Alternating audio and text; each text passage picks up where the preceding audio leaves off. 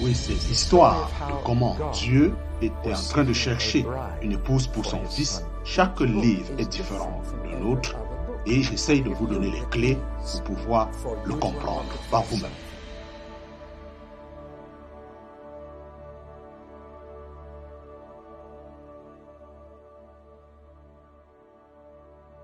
Étude du livre de Colossiens.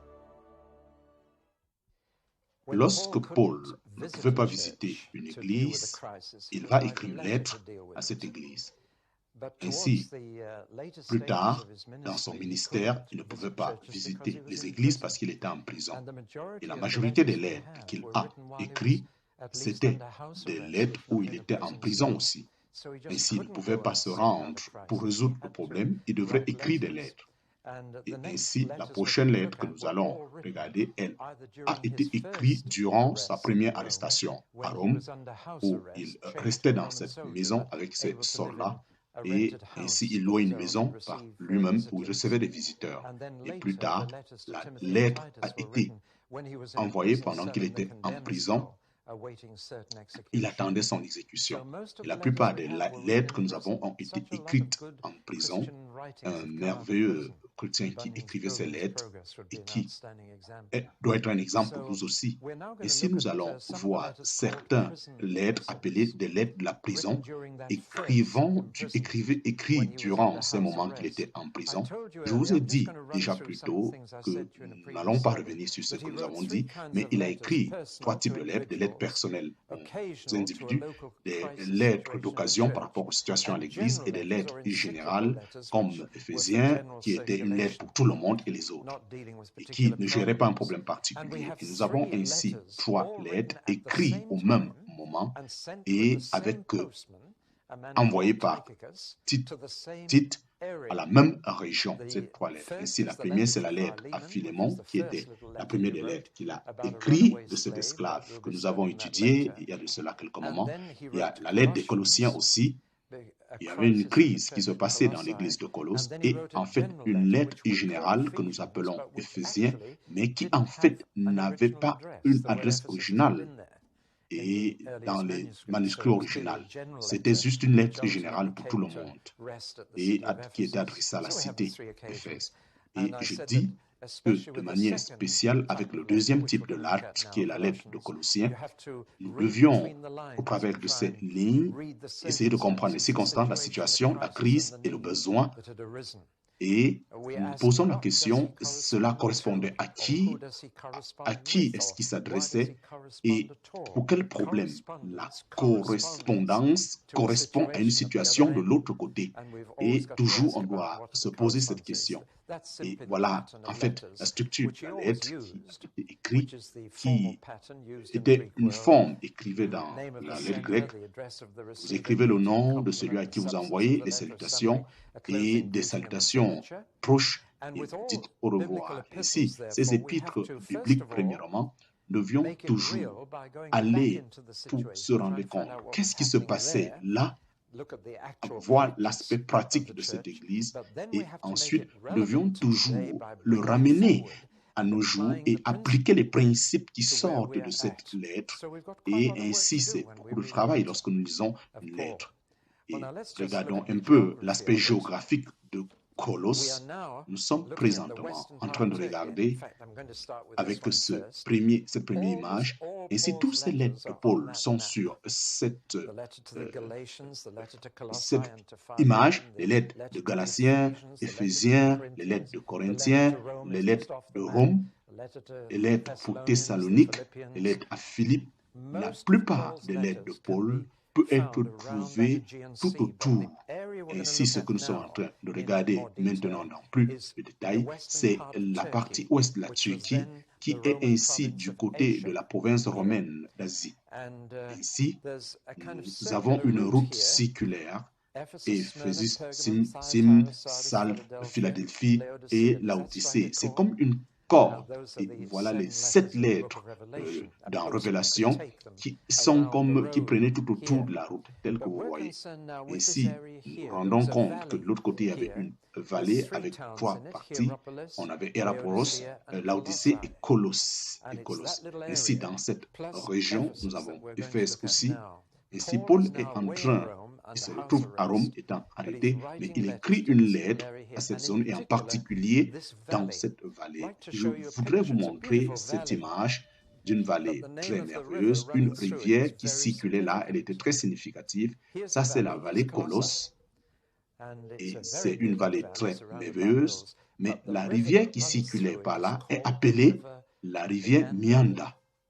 Meander. Et ce nom n'était pas avant. C'est une rivière qui va partout.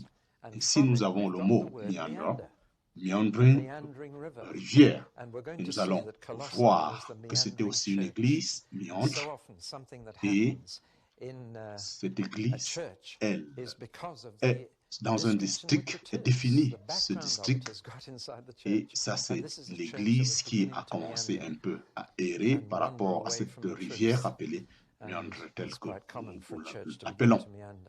Ainsi, je vous ai un peu donné quelques histoires. Nous allons voir maintenant ce point où Colosse se trouvait. Ainsi, Pierre a écrit la première lettre à Philémon, cet esclave. Ainsi, il a envoyé Onésimoos à son maître à Colosse. Ainsi, autour de Laodicée, où Philémon aussi était, mais c'était aussi, en même temps, il voulait écrire une lettre à Colosse. Il a dit, voici le bon moment. Il a donc envoyé aussi la lettre à Éphèse. En fait, ces trois lettres ont été écrites à un même moment, à une même région, même par une même personne. Ainsi, regardons un peu Colosse. Quel était ce type de place? Vous voyez, c'est sur une route principale qui est en train de conduire. Il y avait un port très important là-bas et le résultat d'être à cet endroit, c'est que vous avez une très grande population mixte. Beaucoup de personnes vivaient là, se déplaçaient. Ainsi, vous avez ce qu'on appelle une ville cosmopolitaine. Vous avez des personnes originales qu'on appelle les Phrygiens, des Grecs, des Juifs, des Romains. Et plus tard, beaucoup de Samaritains aussi sont installés. Bref, c'était une ville internationale. Et ce qui est plus significatif, c'était une ville où il y avait plusieurs religions aussi. Je dis beaucoup de religions. Ici, nous pouvons appeler ça une ville pluraliste. Ainsi, le pluralisme veut dire différentes religions dans une même région. Et ceci se passe aujourd'hui en Angleterre, tel qu'on ne l'a jamais vu par le passé. Vous voyez, certaines rues, comme vous voyez, près de 6 églises musulmanes, des chrétiens, des juifs, tout ça sur la rue. Et ceci présente beaucoup de problèmes relationnels. Comment vivre en paix avec beaucoup de religions, les uns les autres? Et ainsi, le pluralisme, cette situation, elle est une situation très différente lorsque on est en face. En fait, Éphésiens, c'était juste une seule religion païenne. Diana de Éphèse, c'est ce Dieu qui est tombé depuis le ciel. C'était la seule religion. Mais Colosse, il y a trop de choses qui étaient là. Et il y avait beaucoup d'animisme. L'animisme, c'est lorsque tu crois en des éléments qui ont de la puissance, qui sont dans la nature. Un esprit qui contrôle les eaux, un esprit qui contrôle les arbres. Et vraiment, j'espère que cela ne veut pas troubler notre manière de penser. Et j'espère que cela, l'adoration des mamans, bref, c'est intéressant pour ceux-là qui adorent la terre, parce que c'est là où on est relié, la mer, la nature, la mer qui est la terre. Ainsi, il y a beaucoup d'animisme qui était présenté. Dès le départ, ils adoraient des natures, des esprits. Ainsi, il y a cette photographie que j'ai montrée, telle que vous le voyez sur cette montagne qui est blanche, et ils lui ont donné le nom Castle. Et beaucoup de travailleurs voyaient cette image et ils s'y rendaient à cette montagne pour pouvoir présenter certaines adorations, et on peut le voir clairement là. Les gens s'y rendaient pour adorer, pour pouvoir vénérer des dieux à cet endroit. Et bref, il y avait de l'eau. Alors, nous voyons beaucoup de personnes qui y vivaient, et ainsi, nous se rendons compte que l'astrologie était très très forte, venant de la Perse, de l'Est aussi, et l'astrologie était l'un des grands problèmes qui devrait gérer à l'Église aussi. Et aujourd'hui, nous voyons que ces choses reviennent aujourd'hui à à l'église. Sur 9 sur 10 personnes lisent leur horoscope. Et vraiment, Shakespeare a écrit par rapport à ça, mais nous voyons que ce n'est pas d'aujourd'hui. Ainsi, l'animisme, l'astrologie, tout au long, ainsi les Grecs, les Romains vivant ensemble, il y avait vraiment beaucoup de dieux, c'était rempli de beaucoup de croyances. Ainsi, des religions mystérieuses aussi, appelées des religions gnostiques, qui se trouvaient aussi à cet endroit. Agnostique, c'est quelque chose qu'on ne connaît pas, et le gnostisme, c'est quelque chose que tu le sais. Il y avait ainsi beaucoup de secrets dans ces religions mystiques. Ainsi, le judaïsme y était aussi, et les Juifs de Colosse vivaient pendant longtemps et ils ont ajouté beaucoup d'autres choses telles que les autres aussi. Et si vous écoutez des rabbins, vous allez vous rendre compte que c'est quelque chose d'autre qui a été ajouté tout au long du chemin et c'est devenu beaucoup plus philosophique, moins moral et beaucoup plus mystique aussi. Et ce n'est pas le cœur du vrai judaïsme. Et ceci est quelque chose de totalement différent et très dangereux. Et si ce n'est pas le judaïsme du christianisme. Et il y avait aussi le christianisme. Et cela n'est pas arrivé. Le christianisme n'est pas arrivé à Colosse par Paul. Paul n'a jamais connu cet endroit. Il n'est jamais passé par là. Comment est-ce que l'église de Colosse a été, lorsque Paul était à Éphèse, l'un de ses convertis était un homme appelé Epaphros. Et Epaphros a dit, j'aimerais amener cet évangile dans mon propre village. Et Paul dit, tu viens d'où? Il dit de Colosse. Il dit, alors va à Colosse et prêche l'évangile. Et ainsi, l'un des personnes que Paul a converti, appelé Epaphros, il est allé donc à Colosse, il a prêché l'évangile. Paul est en train d'écrire à une église qu'il n'a jamais connue, il n'a jamais visité. Et c'est pour cette raison qu'il peut saluer beaucoup. Il est en train d'établir un contact avec ces nouveaux écrivains. Et nous avons quelquefois une mutuelle avec des personnes que nous sommes habitués, mais avec ceci, Paul était limité. C'est pourquoi il mentionne des personnes qu'il connaissait et des gens qu'il connaissait ou qu'eux ils connaissaient. Si le rapport est venu à Paul par Epaphros que les choses n'allaient pas correctement dans cette église. Et Epaphros ne pouvait pas gérer par lui-même. Il prêchait l'évangile, les gens se rassemblaient et ainsi il fallait gérer cette situation. Epaphros lui a dit ce qui se passait et Paul a dit je vais écrire une lettre. Mais rappelez-vous qu'il est en train d'écrire à une église où Paul n'a pas d'autorité parce que ce n'est pas lui qui a débuté, ils ne le connaissent même pas. Et c'est pourquoi il est très calme et très doux quand il s'adresse à cette lettre. On a vu comment il a parlé à l'église de Corinthe. Comment il pouvait être dur. Parce que vous pouvez parler comme ça quand vous avez des relations. C'est très différent dans ce sens. Alors, quel est le problème qui n'allait pas? Et ici, les étudiants de la Bible ont commencé à ajouter des choses par rapport à ce qui se passait. Certainement, il y avait des mauvais enseignements qui sont arrivés dans les deux manières de croire et de se comporter. Et vous savez, ce que vous croyez, ça affecte ce que vous pensez. Et si vous croyez quelque chose qui est mauvais, vous allez automatiquement réagir. Si vous avez la vraie foi, vous allez aussi agir correctement. Si vous avez la mauvaise foi, vous allez agir aussi de manière mauvaise. Ainsi, beaucoup de faux renseignements sont entrés dans cette église. Mais ce n'était pas quelque chose de particulier en tant qu'hérésie. Mais ce n'était pas peut-être une religion mystérieuse, une foi gnostique, mais nous ne devions pas donner des conclusions. Lorsque vous faites la liste des erreurs qui se passaient dans cette église, vous vous rendez compte que ce n'est pas tellement une secte ou quelque chose de culte, mais on peut voir parfois clairement comment ces enseignements occultes sont en train d'arriver, mais à Colosse, on ne pouvait pas voir ça. Mais on se dit, mais qu'est-ce qui n'allait vraiment pas? Il est dit c'était le judaïsme, on se pense, est-ce que c'était l'une de ces religions mystérieuses, est-ce que c'était la mythologie? Et vraiment, c'est comme si c'était le mélange de tout ça. Et vraiment, les étudiants bibliques, et c'est ce que nous pouvons aujourd'hui appeler le nouvel âge. Et en fait, le nouvel âge n'est pas quelque chose qui appartient à un mouvement quelconque. Moi, j'appelle ça une mode.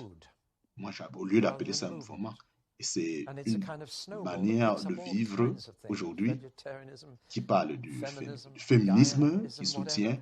Et en fait, la pensée du nouvel âge rassemble un peu toutes choses et il y a une manière de vivre différente. Ce n'est pas quelque chose, une organisation particulière, c'est une manière de vivre que les gens sont en train d'adopter.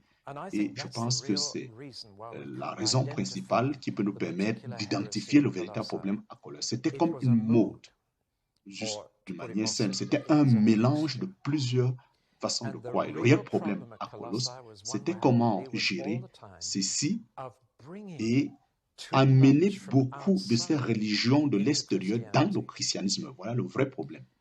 Si le problème n'est pas beaucoup plus l'hérésie comme le syncrétisme, et ça c'est un mot qu'on devait apprendre, le syncrétisme, c'est de mélanger la foi ensemble avec quelque chose d'autre. Et là, vous finissez avec tout un grand paquet. Vous prenez ainsi, par-ci, par-là. Ce n'était pas juste une hérésie ou une secte, mais c'était ce mauvais mélange. Et lorsque vous mélangez la foi chrétienne avec toutes ces petites foi-là, ces petites croyances, avec votre fond païen, on finit avec quelque chose qui n'a rien à voir avec la chrétienté. Même si vous pouvez l'appeler ainsi, vous avez perdu quelque chose de la véritable chrétienté. C'était ça le vrai problème à Colosse.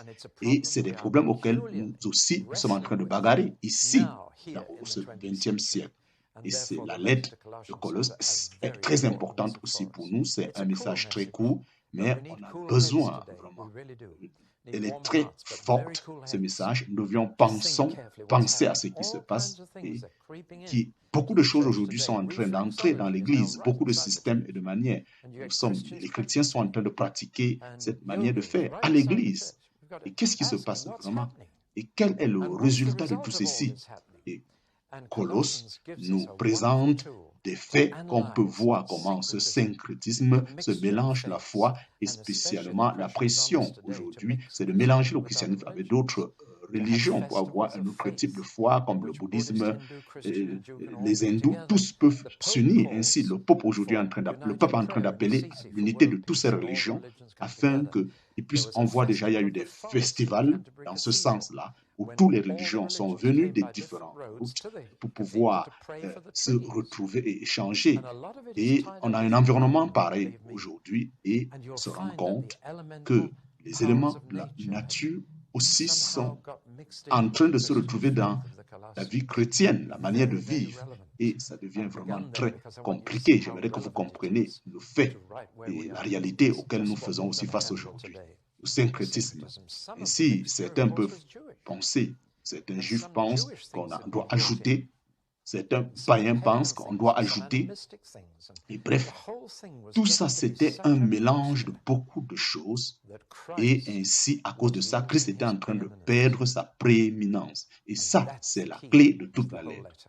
Vous voyez, plus vous amenez toutes ces choses de l'extérieur, les gens veulent parler, le yoga, de tout ça, vraiment, directement, on commence à ne plus parler de ce que Christ a fait pour eux.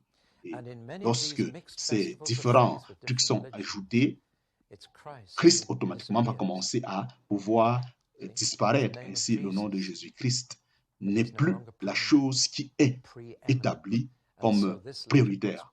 Et si c'est pourquoi Paul devrait insister sur la prééminence de Christ, leur conduit à focaliser Christ premier. Lorsqu'on commence à mélanger le christianisme avec d'autres types de foi, c'est-à-dire les backgrounds où nous sommes venus, Christ automatiquement commence à perdre sa place et il n'est plus la focalisation. Ainsi, voyons un peu la lettre elle-même et nous allons commencer à comprendre exactement ce qui se passait. Le problème avec le syncrétisme, c'était essayer de tourner le christianisme pour qu'il devienne plutôt une religion. Et c'est là le plus grand danger. Si dans ce pays, le christianisme pour beaucoup sont devenus aussi une religion, vous savez ce que je veux dire. Et pour les Anglais, la plupart, c'est de la religion chrétienne. Et ce que Christ a fait, il nous a sauvés des systèmes religieux. Lorsque vous venez à Christ, vous arrêtez d'être un religieux. Et ce qui est intéressant, c'est que tous vont dire que vous êtes devenu un religieux. Et je vais vous donner une opportunité de leur dire, j'ai fini avec la religion. Je ne suis plus un religieux, je l'étais avant, maintenant je ne suis plus. Parce que c'est les incroyants qui sont des religieux. Et vivent, c'est la superstition qui est ce qu'on appelle la religion. Nous avons arrêté d'être chrétiens. D'être religieux, un chrétien n'est pas un religieux. Et pour pouvoir combattre le syncrétisme, la seule chose que nous devions établir, c'est la simplicité de Christ.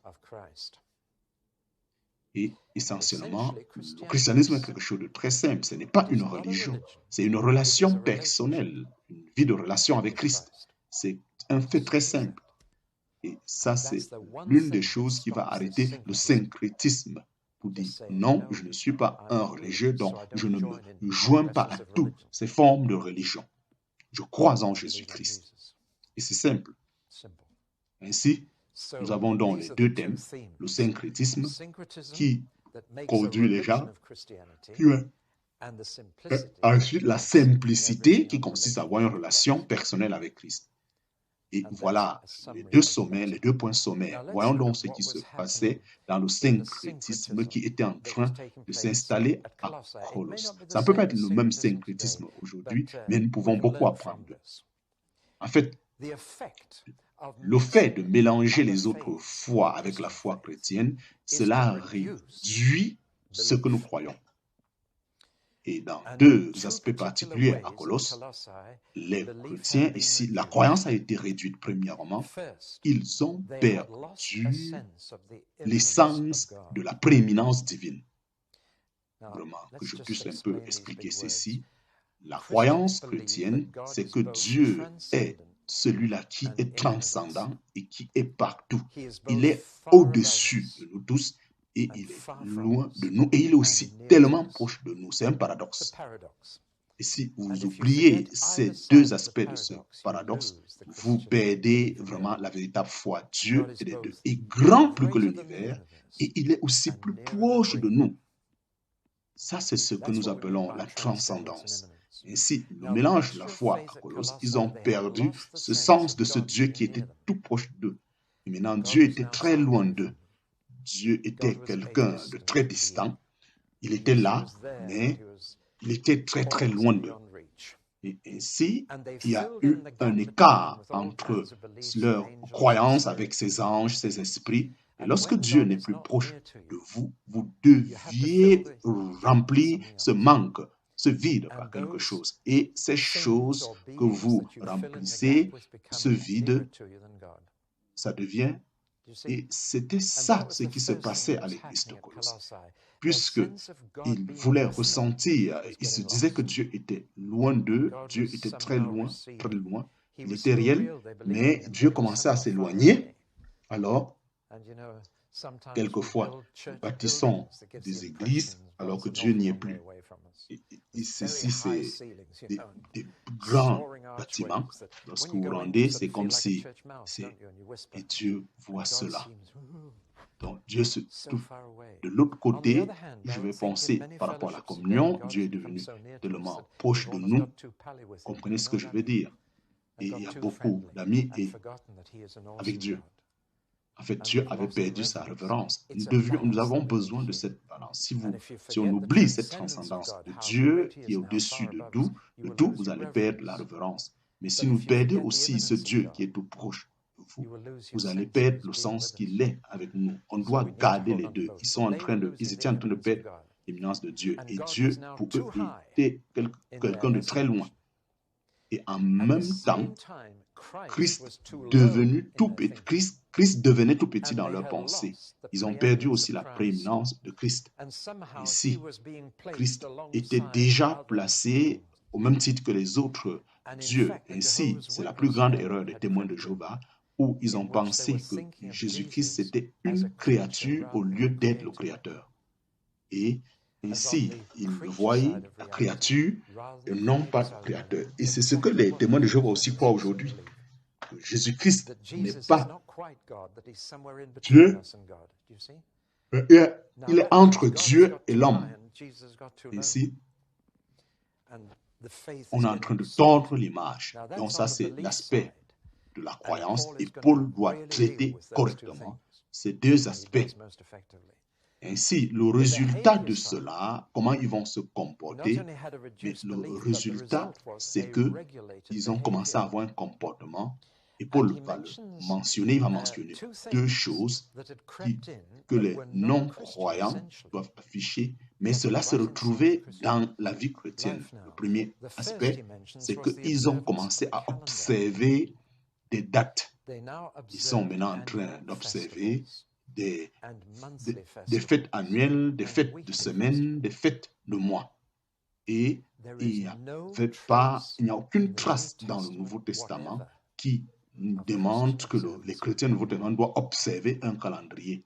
Et je dis, je sais que vous savez où je suis en train d'aller, parce qu'on voit aussi que le calendrier de l'Église observe beaucoup de fêtes païennes, et cela a été mélangé au christianisme. Je vais y revenir un peu. On a beaucoup d'exemples ici en Angleterre. Et vous dites à un chrétien qui ne doit pas fêter la fête de Noël, et je sais que vous le faites, et je peux vous montrer certaines des correspondances que j'ai eues parce que j'ai commencé à mettre Christ de côté. Et ainsi, vous ne pouvez pas croire combien populaire il était. Vous ne pouvez pas savoir combien populaire un verset du Nouveau Testament. Il dit que le chrétien devrait faire quelque chose. Il n'y a aucun verset. Ainsi, le syncrétisme a pu établir jusqu'à avoir un calendrier pour qu'on puisse célébrer cette fête de Noël, qui est une fête païenne en fait. Vous voyez? Donc, c'est le paganisme qui est en train de se mélanger à la chrétienté, où Christ est réduit à un bébé dans une mangeoire. Et c'est ce que Christ n'est pas. Donc, je suis juste en train de donner cet exemple pour qu'on puisse comprendre. Et là, c'est Colossiens qu'on peut en train de voir comment, de nos jours, on est en train de se comporter de la même façon. Et quand on nous accuse, on dit non, non, non, non, non, non, non, c'est la tradition. Mais là, ils sont en train d'observer des calendriers. Et si le christianisme n'est pas une question d'observer des calendriers, ce n'est pas observer. Dans le Nouveau Testament, vous pouvez voir où on est en train de pouvoir parler de ces fêtes aujourd'hui. C'est dans les calendriers. Ici, dans le Nouveau Testament, on ne trouve nulle part une telle réalité. Donc, il n'y a pas un verset clair dans le Nouveau Testament dans ce sens. Nous avons peur de le faire si nous voulons le faire. Nous sommes aussi libres de ne pas le faire. C'est libre. Mais il n'y a pas une loi en ce qui concerne le dimanche. Il n'y a pas une loi. Et nous demeurons chrétiens, comme les Colossiens. D'une manière ou d'une autre, l'observation des calendriers, Paul disait que ce soit des festivals de mois, d'années, ceci n'appartient pas à la manière de vivre en Christ. Et l'autre aspect qui vient dans le grec, c'est-à-dire les abstinences par rapport au corps, ils se reniaient, ils ne mangeaient pas, ainsi ils allaient jusqu'à interdire à d'autres personnes de se marier, et c'était là la réalité.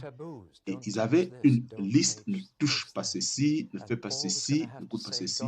Et Paul devrait dire que Dieu nous a donné toutes choses libres. Si le chrétien est libre de jeûner ou de fêter, à un moment, vous êtes libre. Et je me rappelle, lorsque j'ai été invité dans une famille, le père et ses enfants, la table était vraiment, j'étais en train déjà de sentir le goût de ceci. Et le père dit, est-ce que tu peux rendre les actions de grâce? Je dis, Seigneur, je suis prêt, merci pour ce repas. Et j'ai ouvert mes yeux et la maman m'a observé de manière très étonnante. Comment un homme de Dieu peut aimer la nourriture? Et les enfants m'ont tellement aimé. Les enfants étaient très contents que voilà le type de christianisme où je vais y aller. Et ça, c'était comme un sacrilège. Et vraiment, il ne faut pas que je vous choque. Vous voyez, la christianité n'est pas une affaire. Donc, c'est revenir à ces faits-là qu'on est en train de parler là. Nous devions arriver au niveau où Paul explique ce que c'est que la véritable chrétienté. Ainsi, nous ne devions pas faire ce mélange. Je suis juste en train de relier. Le problème, c'est que si vous essayez de faire ce mélange, cela est problématique. Ainsi, pendant que vous êtes en train, c'est en fait ça ce que nous appelons le pain. Et après que cela est fini, vous vous asseyez. Chez les musulmans, ils ne touchent pas la nourriture, ils ne font pas ceci. Ça, c'est un peu différents types de religions. Ainsi, le christianisme n'est pas une affaire d'observer, c'est une affaire de pouvoir continuellement vous régner chaque jour. Ce n'est pas une affaire de faire des choses selon calendrier, mais de vivre de manière consistante en Christ chaque jour de votre vie et d'expérimenter Christ. Voilà un peu. Ce n'est pas quelque chose qu'on est dans l'obligation, on le vit et on se réjouit. Et si je suis très excité, vous voyez comment est-ce qu'ils sont en train de croire certains comportements qui les amènent à commencer à s'éloigner. Et Paul dit, la réponse de ça, c'est la simplicité. Et je me rappelle de cette conversation entre Martin Luther, lorsqu'il essayait de se sauver lui-même en priant, jour après jour, plusieurs fois, se fouettant et se battant, essayant de pouvoir se débarrasser de tous les péchés en faisant les pèlerinages à Rome avec par ses genoux. Il a fait toutes ces choses, mais à la fin, il a compris, on appelait Vanston, il lui a dit, Martin Luther, si tu mets toutes ces choses de côté, les prières au sein, toutes ces dévotions, toutes ces pratiques, qu'est-ce que tu vas remplacer ça par quoi si tu mets ça de côté? Martin Luther a dit, je veux mettre Christ et lui seul, Christ, je vais le remplacer avec. Et là, c'est là où la réformation a commencé. Vraiment. Donc, nous devions abandonner et établir Christ. Et Paul dit, l'important n'est pas tout cela, nous gardons simplement la simplicité qui est en Christ et ensuite il conduit notre attention sur Christ dans cette lettre. Il dit, premièrement, toute chose se trouve en Christ, toute la divinité est comprise en Christ, toute chose vit en Christ. Il dit, notre Dieu peut contracter toute chose. Quand vous avez Jésus-Christ, vous avez tout ce qui est de Dieu. Toute chose qui est en Dieu, en Jésus-Christ. Et nous devions nous rappeler que Jésus-Christ est le créateur de l'univers. Oui, il a été impliqué avant qu'il fasse les arbres. Il a fait toutes choses. Ici, il a prêché le sermon sur la montagne. C'est lui qui a créé ces montagnes. Jésus-Christ, il était là depuis la création. Sans lui, rien n'aurait été fait, qui a été fait. Il n'est pas juste le créateur de l'univers, mais il est celui-là qui a vaincu toutes les puissances. Toute autorité lui est soumise. Et troisièmement, il est en contrôle de l'Église. Il est la tête de l'Église. L'Église a une seule tête. Pas plusieurs têtes. Elle n'a pas une tête humaine. Elle a une tête divine, la tête de l'Église qui est Christ. Et que personne ne devrait déléguer et prendre cette place. Il est le créateur de l'univers. Il est celui-là qui a conquis et qui a tous les pouvoirs. Et tous les éléments de la nature sont sous le contrôle de Christ. Pourquoi est-ce qu'on peut voir comment dans la télévision, il donne cette gloire à quelqu'un d'autre au lieu de donner la gloire à Jésus? Jésus-Christ, c'est celui-là qui doit recevoir cette gloire. Il est celui qui a créé toutes choses. Et le seul doit recevoir la gloire. Et de l'autre côté de la lettre, nous avons notre relation pour que Christ ait toujours la prééminence en toutes choses. Maintenant, pour que ça soit possible, on doit mener une vie qui est fixée sur lui et il présente des aspects très pratiques. La première, c'est que nous devions marcher de manière en évitant nos passions mauvaises jour après jour, en mettant ces choses de côté. Et voilà la vraie vie d'un chrétien. C'est mettre de côté toutes ces passions qui ne puisse pas plaire à notre Seigneur. Cela signifie la charité à l'Église, le pardon les uns des autres. Ainsi, c'est merveilleux de voir comment Christ a été patient envers moi et moi aussi je dois être patient envers vous. Il m'a pardonné, moi aussi je dois pardonner les autres. Il m'a pardonné. Pardonne-nous nos péchés comme nous aussi. Vous voyez, c'est cette simplicité en Christ. Et par-dessus tout, l'harmonie dans la maison. C'est là où ces choses doivent être manifestées. Les relations entre l'homme et son épouse, entre les parents et les enfants, entre l'esclave et le maître, comment cela se passe? Ça se passe dans une maison. Et ainsi, pas un mot très populaire est utilisé ici, la soumission des femmes, la soumission des parents, des esclaves à leur maître, des enfants à leurs parents, et la responsabilité aussi des maîtres, des parents qui doivent aussi se sacrifier pour le bien-être des autres aussi. Et c'est tout ça qui est question. Ici, voilà le type de choses qu'on ne doit pas simplement observer. Ça n'a rien à voir avec ces histoires de fêtes chrétiennes. Ce n'est pas essayer de se régner selon le monde, mais ce qui implique, important ici, c'est cette simplicité de vivre et de savoir que Christ est tout ce que nous avons besoin, que toute chose pour notre bonheur est en Christ. Et ceci doit affecter chaque partie de notre vie. Quel message! Et si Dieu n'est pas en train de regarder à des personnes qui accomplissent, il regarde plutôt ceux qui vivent et s'épanouissent en Christ dans chaque partie de leur vie, qui ont des bonnes relations avec Christ. Vraiment, quel message merveilleux au travers de cette lettre de Colossiens. Oui, nous avons besoin de deux aspects. Le premier aspect, c'est que je dois être honnête et dire, je crois en tout ce que le Nouveau Testament nous présente et que c'est possible que ce salut, on puisse le perdre.